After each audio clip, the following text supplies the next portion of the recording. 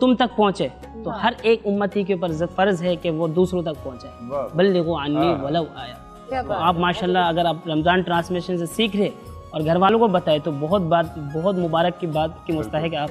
अल्लाह तबारक व तआला आपको जज़ाए खैर दे। बिल्कुल, क्योंकि हमारे मकसद ये था मुझसे कि हम लोग जहाँ पर जब आके बैठते हैं, चूँकि हम जिस शोबा ज़िंदगी से मुंसलिक हैं वो हम इस चीज़ को तस्लीम करने में कोई आर नहीं। हम कोशिश करते हैं बहुत से हम इस्लाम के करीब रहें, हम सीखते रहें, लेकिन ये जो दिन और ये जो अल्लाह पाक ने हमें चुना है इस मखसूस महफिल के लिए, ये इसीलिए शायद चुना गया है, मैं ये समझता हूँ, ताकि हम आप और आप जैसे तमाम अहबाब जब हमारे पास तशरीफ आते हैं उनसे सीखते रहें और हम करीब होते चले जाएं। बात ये कि अल्लाह तबारक व तआला ये नहीं कहते कि 100% आप दीन के ऊपर अमल करोगे तो मैं तुम्हें जन्नत दूंगा। 100% का इरादा करो, उसमें से अल्लाह को कोई एक अदा पसंद आ जाती है। फरमाते कि एक वाशा औरत सारी जिंदगी, लेकिन एक अदा अल्लाह को पसंद आ गया। जा रही थे रास्ते में एक कुत्ता प्यासा तड़प रहा था, वो भी इंसान भी नहीं, कुत्ता। तो उसने देखा कि वो कुत्ता प्यासा बिलक रहा है, तो आसपास देखा कोई डोल नहीं है, कोई डब्बा नहीं है, कोई चीज उठा पानी उससे पिलाने को नहीं है। उन्होंने अपना दुपट्टा निकाला और कुएं में डाला, गीला हो गया, उसको निचोड़ के उसको पानी। अल्लाह अकबर। तो देखे फिर फरमाते कि एक बहुत बड़े वली ने इसको ख्वाब में देखा कि वो वाशा औरत जन्नत में।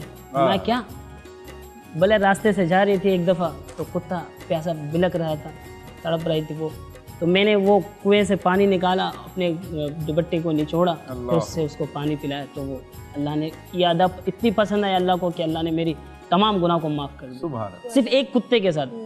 अगर इंसान के साथ करेंगे। जी जी जी जी, रहमान और रहीम और फिर आगे उनके महबूब रहमतुल लिल आलमीन। रौनक रमजान में लौट कर आएंगे और राह निजात के सेगमेंट में आगे बढ़ेंगे, और आज का जो मौजू है वो आपको बताते चलें, वो है पड़ोसियों के हुकूक। लौट कर आएंगे।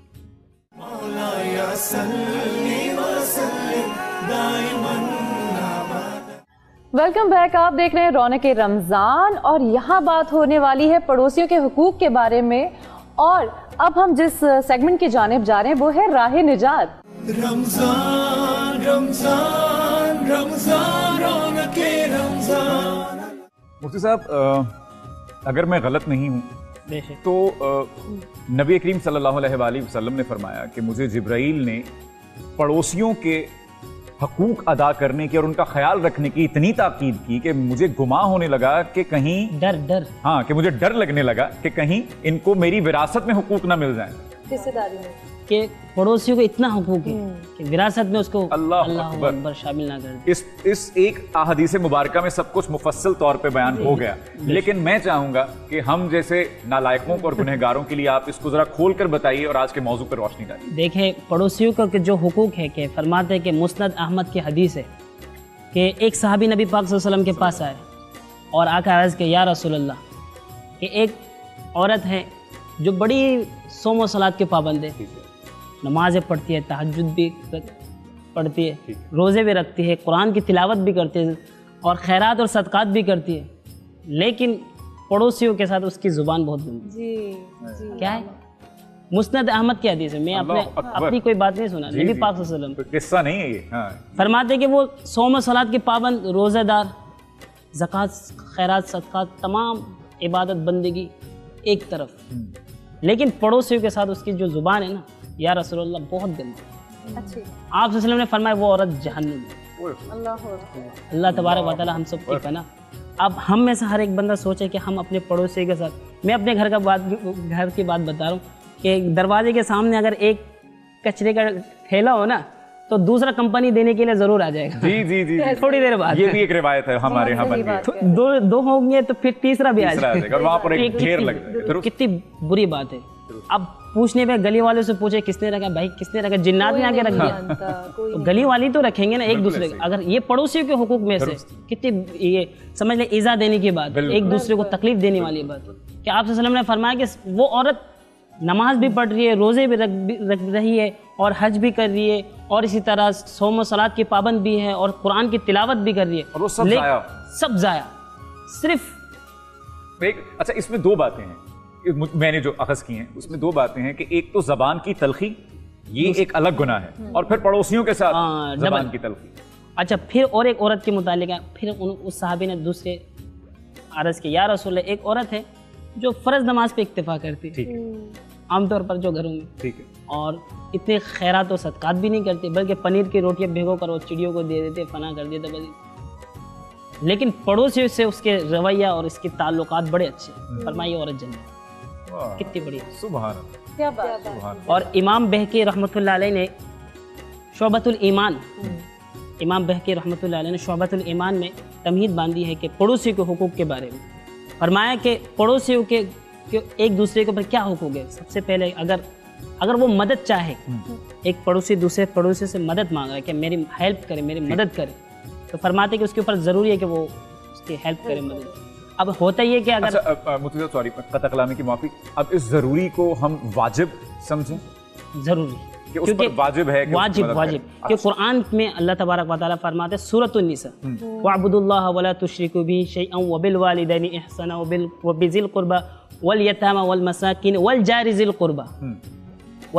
الْقُرْبَى وَالْجَارِ ذِي الْجُنُوبِ، کہ پڑوسیوں میں سے اگر آپ کے قرابت والے رشتہ دار والے ہیں، ایک تو یہ، اور دوسرا اجنبی جو آپ کے رشتہ دار نہیں ہے، ان کے ساتھ اللہ تبارک و تعالیٰ نے فرمایا کہ ان کے ساتھ احسان کرو، اچھا برتاؤ کرو، یہ حکم ہے. اور حکم جو ہوتا ہے واجب کے درجے میں ہوتا ہے، بالکل ٹھیک، اگر اس کا خلاف گئے تو سزا کا مستحق. تو فرماتے ہیں کہ امام بہقی رحمۃ اللہ علیہ، میں اپنی بات کی طرف آ رہا ہوں کہ امام بہقی رحمۃ اللہ علیہ نے چند جو حقوق ہے کہ ایک پڑوسی کا دوسرے پڑوسی پر حقوق جو واجب ہے وہ یہ ہے کہ سب سے پہلے اگر وہ مدد مانگے بلا معاوضہ.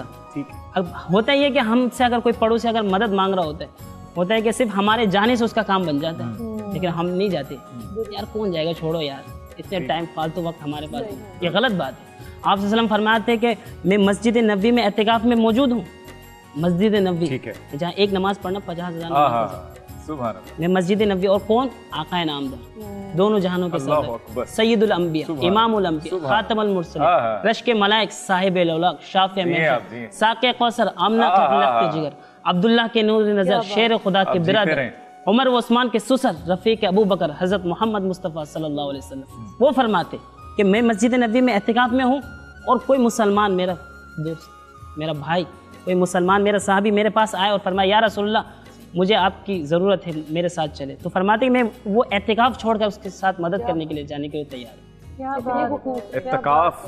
اعتکاف جیسے مسجد نبوی میں، اور مسجد نبوی میں ہر مسلمان کی چاہت ہوتی ہے کہ وہ اعتکاف کرے. کس کی چاہت نہیں؟ آپ کی چاہت نہیں ہوگی، میری بھی چاہت ہوگی، آپ کی، ہر ایک مومن کی چاہت. لیکن دونوں جہانوں کے کائنات کے سردار وہ کہہ رہے ہیں میں اعتکاف چھوڑ کر اس کی مدد اور ہیلپ کے لیے جانے کو تیار، اور ہم گھر سے نکل کے اس کے ہیلپ کے لیے تیار نہیں ہوتے. دوسرا یہ کہ اگر وہ محتاج ہو جائے اس کو عطا کرے، اس کو اتنا دے کہ اس کی محتاجی اور تندرستی دور ہو جائے.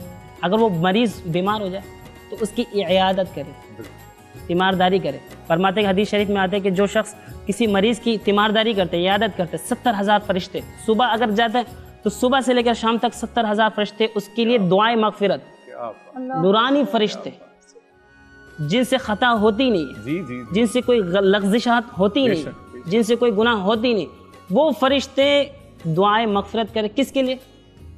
تیمارداری کے لیے جا رہے ہیں، اپنے پڑوسی بھائی کی تیمارداری کے لیے. ہم میں سے کون جاتا ہے؟ ٹائم نہیں ہے، آفس میں جانا، بچے کا ریزن نکال لیتے ہیں. اچھا پھر یہ تو ہو گئے تیمارداری. اچھا اگر اس کے گھر میں اگر کوئی پریشانی آ جائے، تو پھر مصیبت آ جائے، غم آ جائے، کوئی تکالیف آ جائے، تو پھر اس کی غم میں شریک. لیکن ہم میں ایسا نہیں ہوتا، اس کے گھر میں پریشانی ہوئی، تکالیف ہوئی، ہم اس سے کیا، اور ہم اپنی زندگیوں میں مگن اپنے گھروں کی آسائشوں اور آرائشوں میں گم بیٹھے رہتے ہیں. ایک چھوٹا سا بریک، لوٹ کر آئیے رونق رمضان.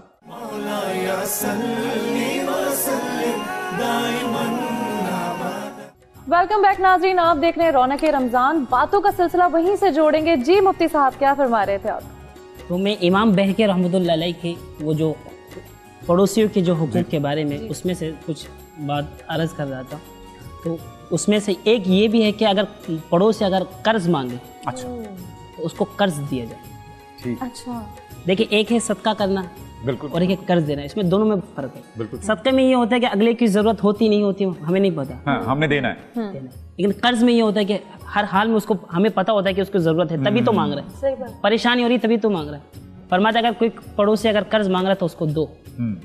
صدقہ دینے میں ایک نیکی، 1 गुना सवाब मिलता है, लेकिन अगर पड़ोसी अगर मांग रहा है और ज़रूरत के तहत तो 18 गुना अल्लाह तबारक व तआला उसको बड़ा चढ़ाकर आपको कर्ज देने में, पड़ोसियों को कर्ज बिल्कुल नई बात है ये मेरे लिए कि कर्ज देने पे भी सवाब है, कर्ज देने पे और कर्ज हसाना। वाह, ऐसा ना हो कि कर्ज देने के बाद आप फिर उसके पास उसके घर के सामने खड़ा जाओ, भाई पैसा निकाल, पैसे निकाल, ठीक ठीक, कर्ज हसना, हाँ, ये बड़ा अच्छा आपने उसको क्लियर भी किया। आप उसके घर के सामने हंगामा शुरू कर दे, ऐसे नहीं, कर्ज हसना। जाहिर है तो